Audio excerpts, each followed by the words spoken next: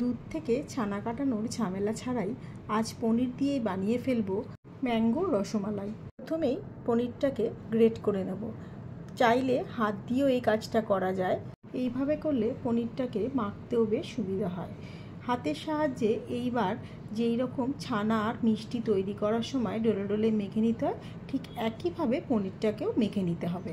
যত বেশি ভালোভাবে এই কাজটা করতে পারবো, মিষ্টিটা তত বেশি খেতে ভালো হবে।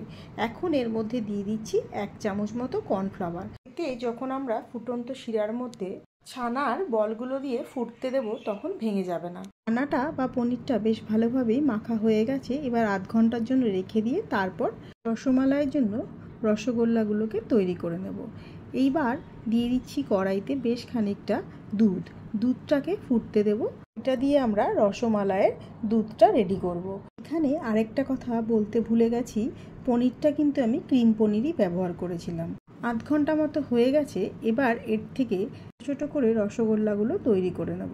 ওইদিকে একটা গ্যাসে কড়াইতে আগেই জল বসিয়ে দিয়েছি, তার মধ্যে দিয়ে দিয়েছি বেশ খানিকটা চিনি, কারণ ওই জলটার মধ্যেই এই বলগুলো দিয়ে রসগোল্লা তৈরি হবে। এবারে সবকটা ছানার বলকে একবারে তৈরি করে নিয়ে তারপরেই গরম শিরার মধ্যে দিয়ে ফুটতে দেবো। আর বলগুলো তৈরি করার সময় এমনভাবে তৈরি করতে হবে যাতে কোনো রকম কোনো ক্র্যাক না থাকে। জলটা বেশ ভালোভাবেই ফুটে উঠেছে। এখন এর মধ্যে দিয়ে দিচ্ছি একে একে তৈরি করে রাখা ছানার বলগুলো। এবারে হাই ফ্লেমে দিয়ে আধ ঘন্টা মতো বেশ ভালোভাবে সবকটা বলকে ফুটতে দিতে হবে, যতক্ষণ না নিচ থেকে ওপর দিকে ভেসে ফুলে ওঠে আর রসগোল্লার সাইজটাও বড় না হওয়া পর্যন্ত। এবার ভালোভাবে সেদ্ধ হওয়ার জন্য উপর থেকে দিয়ে দিচ্ছি একটা ঢাকাটা দিয়ে আবারও বেশ খানিকক্ষণ ফুটতে দেব। আধ ঘন্টা হয়ে গেছে। এবার তুলে নিয়েছি। বড় বড় আকারের রসগোল্লার বল তৈরি হয়ে গেছে। আপনারা চাইলে আরেকটু ছোট সাইজেরও করতে পারেন। দুধটাও রেডি হয়ে গেছে। এখন এর মধ্যে দিয়ে দিচ্ছি বেশ খানিকটা গুঁড়ো চিনি। আমি এখানে গুঁড়ো চিনিটা ব্যবহার করেছি, আপনারা চাইলে বড় দানারও ব্যবহার করতে পারেন। এটাকে ভালোভাবে মিলিয়ে নিয়ে দুধটা ঈষদুষ্ণ ঠান্ডা গরম থাকতে থাকতেই আমের পাল্পটাকে মিলিয়ে রেখে দেব। এই রসমালাইয়ের জন্য দুধটা যে রেডি করব, খুব বেশি ঘন করে করব না, কারণ রসগোল্লাগুলো যখন দেব এমনিতেই রসগোল্লার রস টেনে নেবে, আর দুধটা যখন ঠান্ডা হয়ে যাবে এমনিতেই গাঢ় ভাব চলে আসবে। রসগোল্লাগুলো তৈরি হয়ে গেছে।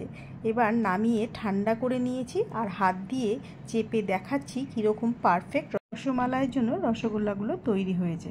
কারণ হাত দিয়ে মাঝখানে চেপে ধরার পর চেপে যাচ্ছে, আবার যখন হাতটা সরিয়ে নিচ্ছি তখন উঠে যাচ্ছে। এটাতেই বোঝা যাচ্ছে রসগোল্লাটা একদম পারফেক্ট তৈরি হয়েছে। এবার প্রত্যেকটা রসগোল্লাকে এইরকমভাবে চেপে চেপে রসটা বার করে দিতে হবে, কারণ এর মধ্যে যেহেতু দুধটা ঢুকবে, রসগোল্লা থেকে জলটা ভালোভাবে বার করে দিতে পারলেই দুধটাও এর মধ্যে বেশ ভালোভাবে ঢুকে যাবে।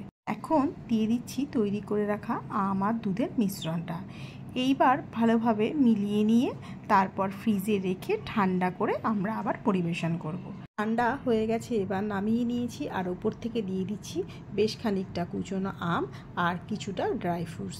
আজকের এই ম্যাঙ্গো রসমালাই রেসিপিটা আপনাদের কাছে কীরকম লাগলো জানাতে ভুলবেন না। যদি ভালো লেগে থাকে তাহলে লাইক, কমেন্ট, শেয়ার করে পাশে থাকার অনুরোধ রইল। সবাই ভালো থাকবেন, সুস্থ থাকবেন।